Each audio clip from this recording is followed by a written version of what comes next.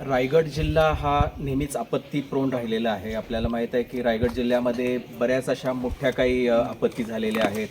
आपण पाहिलं की मागच्या एक वर्षभरापूर्वी इरशाळगडावरती मोठी आपत्ती झालेली होती. त्यानंतर सावित्री नदीमध्ये बस बुडालेली होती.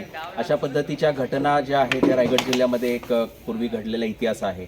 या पार्श्वभूमीवरती आमचे जे पोलीस दल आहे ते सुद्धा तयार असलं पाहिजे आणि मग याच हेतूनं आपण यशवंती हायकर्सच्या मदतीनं या ठिकाणी जनित वॉटरफॉल आहे, या ठिकाणी रॅपलिंगचे एक प्रशिक्षण ठेवलेलं आहे आणि मला आनंद होत आहे की रायगड जिल्हा पोलीस दलातल्या आमच्या महिला भगिनी जवळजवळ 43 महिलांनी यामध्ये सहभाग घेतलेला आहे आणि या निश्चितच एक रॅपलिंग केल्यानंतर किंवा हे रॉक क्लाइम्बिंग केल्यानंतर त्यांच्यामध्ये जो उत्साह वाढणार आहे, आत्मविश्वास वाढणार आहे, त्याच्यातून निश्चितच त्यांना कामामध्ये आणखी चांगलं काम करण्यामध्ये त्यांना हुरूप येणार आहे.